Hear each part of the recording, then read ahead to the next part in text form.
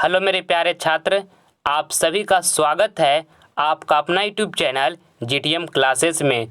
दोस्तों, आज की इस वीडियो में हम क्लास 10th के लिए लेकर आए हैं साइंस का VVI ऑब्जेक्टिव क्वेश्चन, जो कि मैट्रिक बोर्ड परीक्षा के लिए दोस्तों सारा का सारा प्रश्न अति महत्वपूर्ण है। इसलिए इस वीडियो का एक भी प्रश्न आप स्किप नहीं कीजिएगा, वीडियो को अंत तक आप जरूर देखिएगा, ठीक है।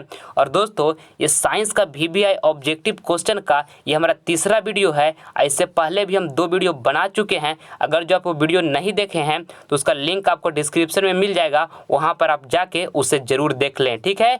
चलिए जल्दी से हम वीडियो को स्टार्ट करते हैं। देखिए, आपके सामने पहला प्रश्न है, क्लोरोफिल वर्णक का रंग होता है। देखिए, ऑप्शन नंबर ए में लिखा हुआ है हरा, बी में लिखा हुआ है नीला, सी में लिखा हुआ है लाल और डी में लिखा हुआ है सफ़ेद। तो दोस्तों, आपको बताना है यहाँ से कि क्लोरोफिल वर्णक का रंग होता है तो हरा होता है। दोस्तों, ऑप्शन नंबर ए जो होगा हमारा बिल्कुल करेक्ट आंसर हो जाएगा। आइए अगला प्रश्न हम देख लेते हैं। दूसरा नंबर प्रश्न दोस्तों काफ़ी महत्वपूर्ण प्रश्न है। इसमें पूछा गया आपसे कि मोटर कार के हेडलाइट में किसका प्रयोग होता है। देखिए, ऑप्शन नंबर ए में लिखा हुआ है समतल दर्पण, बी में लिखा हुआ है उत्तल दर्पण और सी में लिखा हुआ है अवतल दर्पण और डी में लिखा हुआ है उत्तल लेंस। तो दोस्तों, आपको बताना है यहाँ से कि मोटर कार के हेडलाइट में किसका प्रयोग होता है तो अवतल दर्पण का प्रयोग होता है। दोस्तों, ऑप्शन नंबर सी जो होगा हमारा बिल्कुल करेक्ट आंसर हो जाएगा।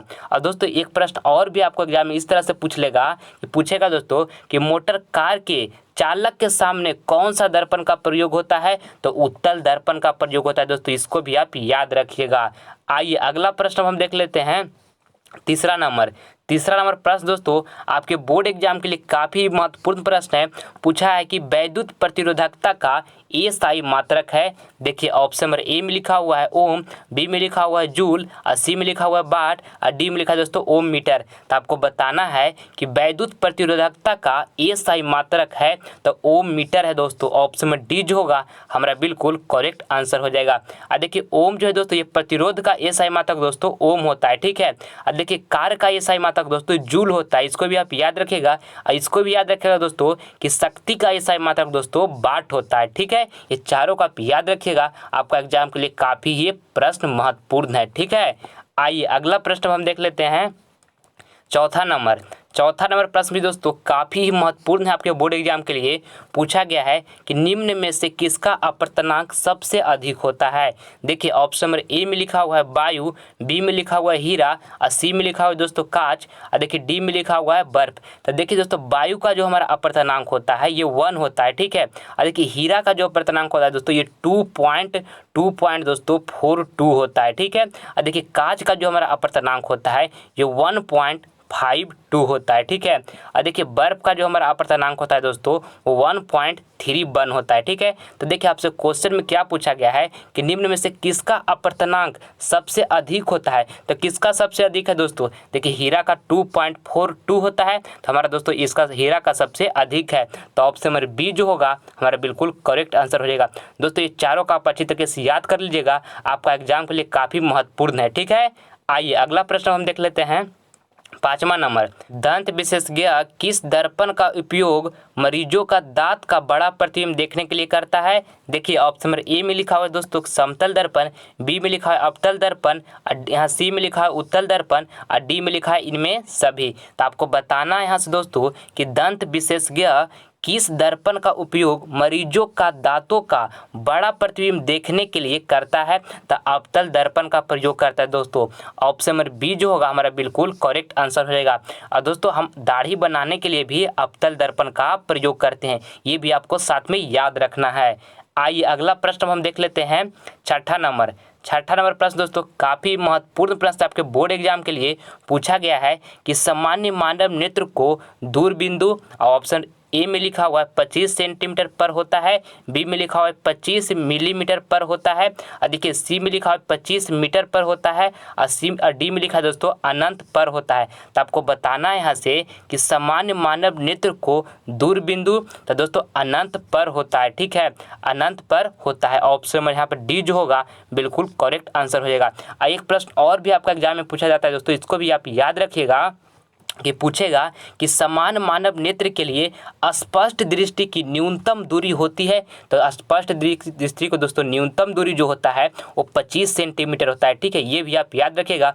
पूछेगा कि समान मानव नेत्र के लिए दोस्तों स्पष्ट दृष्टि की न्यूनतम दूरी होती है तो 25 सेंटीमीटर। ठीक है, इसको भी आप याद रखिएगा।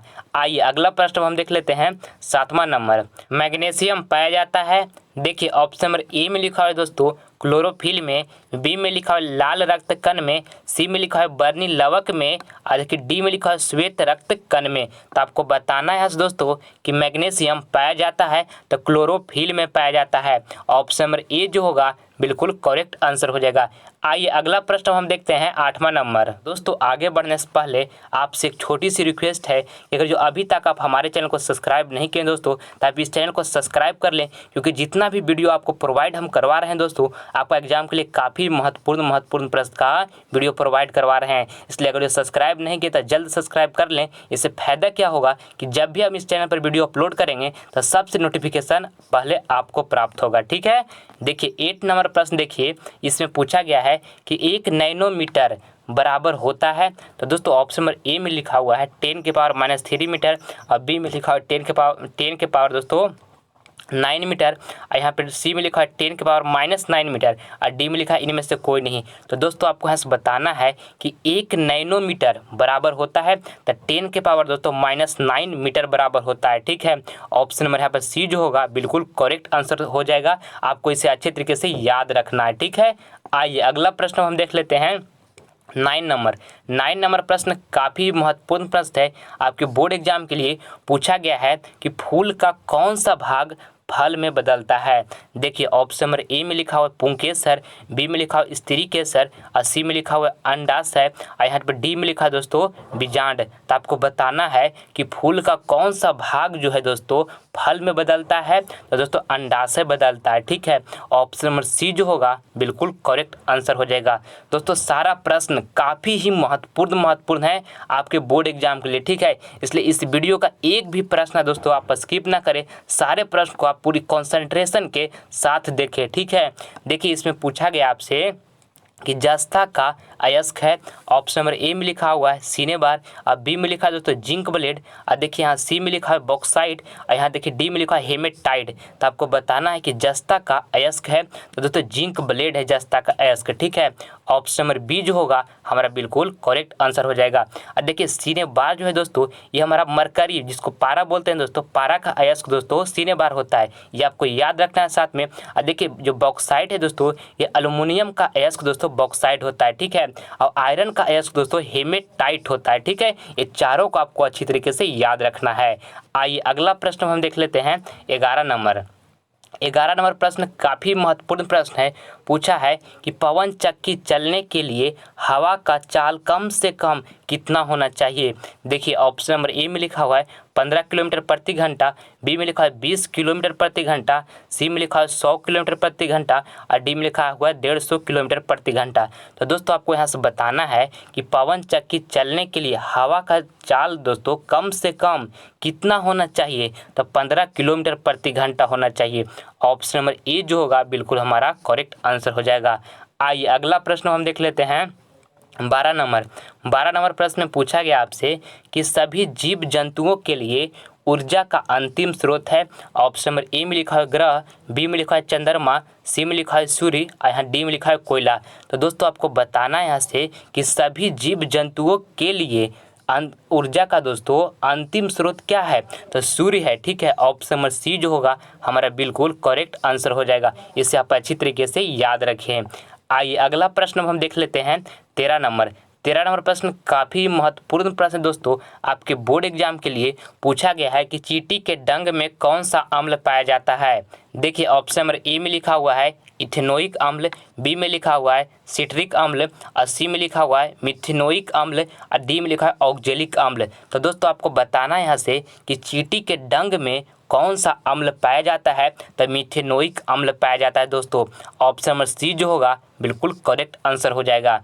आइए अगला प्रश्न हम देख लेते हैं 14 14 नंबर प्रश्न दोस्तों काफ़ी ही महत्वपूर्ण प्रश्न है, आपके बोर्ड एग्जाम के लिए पूछा गया है। निर्वात में प्रकाश की चाल क्या होती है? देखिए ऑप्शन नंबर ए में लिखा हुआ है 3 इंटू 10 के पावर 8 मीटर पर सेकेंड, और बी में लिखा है 3 इंटू 10 के पावर 8 सेंटीमीटर पर सेकेंड, और सी में लिखा है 3 इंटू 10 के पावर 8 किलोमीटर पर सेकेंड, और लास्ट में लिखा है दोस्तों इनमें से कोई नहीं। तो आपको बताना है कि निर्वात में प्रकाश की चाल क्या होती है, तो 3 इंटू 10 के पावर 8 मीटर पर सेकेंड होता है दोस्तों। ऑप्शन नंबर ए जो होगा हमारा बिल्कुल करेक्ट आंसर हो जाएगा। आइए अगला प्रश्न हम देख लेते हैं 15 नंबर। इसमें पूछा गया आपसे कि आवर्त सारणी के शून्य समूह का तत्व है। देखिए ऑप्शन नंबर ए में लिखा हुआ H, और देखिए यहाँ पर बी में लिखा है दोस्तों He, और सी में लिखा हुआ CO2, और देखिए यहाँ पर डी में लिखा हुआ Cl2। तो आपको बताना है कि आवर्त सारणी के शून्य समूह का तत्व है। तो दोस्तों H यानी कि हीलियम, दोस्तों हीलियम को ही हम He से डिनोट करते हैं। तो जो हीलियम जो है हमारे दोस्तों आवर्त सारणी का शून्य समूह का तत्व है। तो ऑप्शन नंबर यहाँ बी जो होगा बिल्कुल करेक्ट आंसर हो जाएगा। आइए अगला प्रश्न हम देख लेते हैं।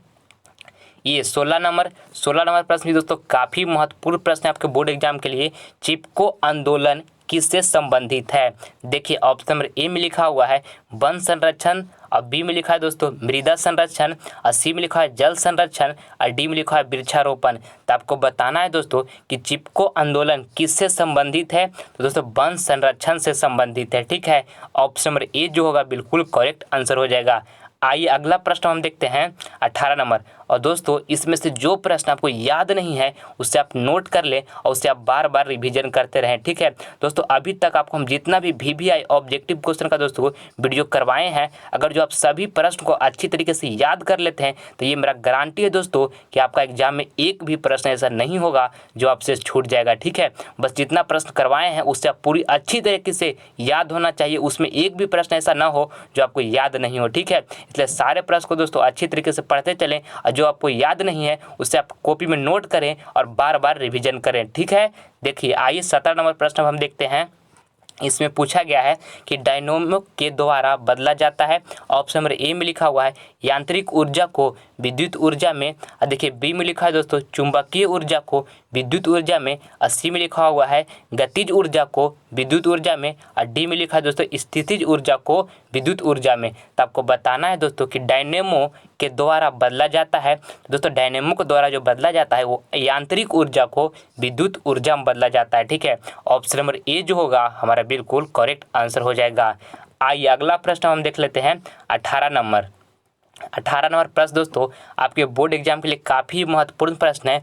पूछा है कि किसी माध्यम के अपवर्तनांक का मान होता है। देखिए ऑप्शन नंबर ए में लिखा हुआ है साइन आई प्लस में साइन आर, बी में लिखा है साइन आर बाई साइन आई, और देखिए सी में लिखा हुआ है साइन आई इंटू में साइन आर, और डी में लिखा हुआ है साइन आई और बाई में दोस्तों साइन आर। तो आपको बताना है यहाँ से दोस्तों कि किसी माध्यम के अपवर्तनांक का मान होता है, तो साइन आई बाई में साइन आर होता है। ठीक है, ऑप्शन में डी जो होगा बिल्कुल करेक्ट आंसर हो जाएगा। आइए अगला प्रश्न हम देख लेते हैं। ये 19 नंबर प्रश्न दोस्तों काफ़ी महत्वपूर्ण प्रश्न है। पूछा है कि इनमें से कौन दर्पण का सूत्र है? दोस्तों इनमें से कौन जो है दर्पण का सूत्र है? तो देखिए दोस्तों 1/v प्लस में 1/u इक्वल टू 1/f, ये दोस्तों हमारा दर्पण का सूत्र है। इसको आप अच्छी तरीके से याद कर लीजिएगा कि 1/v दोस्तों प्लस में होता है 1/u, इक्वल टू में दोस्तों क्या होता है 1/f, ये दोस्तों हमारा दर्पण सूत्र होता है। ठीक है, इसको आप अच्छी तरीके से याद कर लें। तो देखिए ऑप्शन नंबर ए में लिखा हुआ जो हमारा बिल्कुल करेक्ट आंसर हो जाएगा 1/v प्लस में 1/u इक्वल टू में 1/f। आइए अगला प्रश्न हम देख लेते हैं 20 नंबर। और दोस्तों अगर जो आप हमारा अदर सब्जेक्ट का वीडियो देखना चाहते हैं तो उसका लिंक दोस्तों हमारे डिस्क्रिप्शन में मिल जाएगा, जिसमें आपको साइंस का प्लेलिस्ट, मैथ का प्लेलिस्ट, सोशल साइंस का प्लेलिस्ट और हिंदी का प्लेलिस्ट, दोस्तों इस सारा का प्लेलिस्ट हमारे डिस्क्रिप्शन में मिल जाएगा। अगर जो आप देखना चाहते हैं तो उसे आप एक बार जरूर देखें। ठीक है, देखिए 20 नंबर प्रश्न में आपसे पूछा गया है कि 1 मिली एम्पियर बराबर होता है। देखिए ऑप्शन नंबर ए में लिखा हुआ है दोस्तों कि 10 की पावर माइनस 1 एम्पियर, और बी में लिखा है दोस्तों 10 की पावर माइनस 2 एम्पियर, और सी में लिखा है दोस्तों 10 की पावर माइनस 3 एम्पियर, और यहाँ डी में लिखा है दोस्तों 10 की पावर माइनस 6 एम्पियर। तो आपको बताना है दोस्तों कि 1 मिली एम्पियर बराबर होता है तो 10 के पावर माइनस 3 एम्पियर होता है। ठीक है, ऑप्शन नंबर सी जो होगा दोस्तों यहाँ से हमारा बिल्कुल करेक्ट आंसर हो जाएगा। ठीक है, आइए अगला प्रश्न हम देख लेते हैं 21 नंबर प्रश्न में आपसे पूछा गया है कि समतल दर्पण की फोकस दूरी होती है। ऑप्शन नंबर ए में लिखा हुआ है अनंत, बी में लिखा है 0 और सी में लिखा हुआ है 100 सेंटीमीटर और डी में लिखा है 50 सेंटीमीटर। तो दोस्तों आपको बताना है यहाँ से कि समतल दर्पण की फोकस दूरी होती है तो अनंत होती है दोस्तों। ऑप्शन नंबर हमारे पास ए जो होगा बिल्कुल करेक्ट आंसर हो जाएगा। आइए अगला प्रश्न हम देख लेते हैं 22 नंबर प्रश्न दोस्तों काफ़ी महत्वपूर्ण प्रश्न है। आपके बोर्ड एग्जाम के लिए पूछा गया कि प्रकाश में सावन का बुलबुला रंगीन प्रतीत होता है। ऑप्शन नंबर ए में लिखा है ध्रुवन और बी में लिखा है दोस्तों चित्राभ और सी में लिखा है अपवर्तन और डी में लिखा है दोस्तों प्रकाश की व्यतिकरण से। तो आपको बताना है यहाँ से दोस्तों कि प्रकाश में सावन का बुलबुला रंगीन प्रतीत होता है तो प्रकाश के दोस्तों व्यतिकरण से होता है। ठीक है, ऑप्शन नंबर यहाँ पर जी डी होगा दोस्तों हमारा बिल्कुल करेक्ट आंसर हो जाएगा।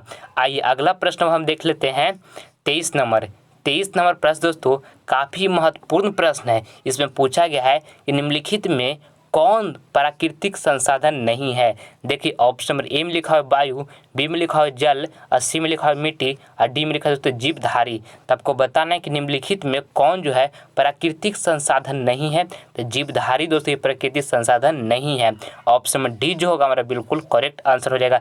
देखिए वायु हो गया दोस्तों, जल हो गया, मिट्टी, ये तीनों दोस्तों प्राकृतिक संसाधन है। ठीक है, आइए अगला प्रश्न हम देखते हैं 24 नंबर प्रश्न भी काफ़ी महत्वपूर्ण प्रश्न है। पूछा गया है कि विद्युत का अच्छा चालक है। देखिए ऑप्शन नंबर ए में लिखा हुआ लकड़ी, बी में लिखा है प्लास्टिक और सी में लिखा है कार्बन और डी में लिखा है चांदी। तो आपको बताना है दोस्तों कि विद्युत का अच्छा चालक है तो चांदी है दोस्तों। ऑप्शन नंबर डी जो होगा हमारा बिल्कुल करेक्ट आंसर हो जाएगा। आइए अगला प्रश्न हम देख लेते हैं 25 नंबर प्रश्न में आपसे पूछा गया दोस्तों कि सोलर कुकर में दोस्तों किस दर्पण का प्रयोग किया जाता है। ऑप्शन नंबर ए में लिखा हुआ है उत्तल और बी में लिखा हुआ है अवतल और देखिए यहाँ पे सी में लिखा है उत्तल और अवतल दोनों और डी में लिखा है इनमें से कोई नहीं। तो आपको बताना है यहाँ से दोस्तों कि सोलर कुकर में किस दर्पण का प्रयोग किया जाता है। तो अवतल दर्पण का प्रयोग किया जाता है। ऑप्शन नंबर बी जो होगा हमारा बिल्कुल करेक्ट आंसर हो जाएगा। आइए अब आगे बढ़ते हैं हम। देखिए HW का प्रश्न दोस्तों आपको होमवर्क में ये प्रश्न दिया जा रहा है। आपको इसको कमेंट बॉक्स में करके बताना है कि इसका राइट आंसर जो होगा हमारा कौन होगा। ठीक है, आपसे पूछा गया है प्रश्न में कि मेंडल ने अपने प्रयोगों के लिए किस पौधे को चुना।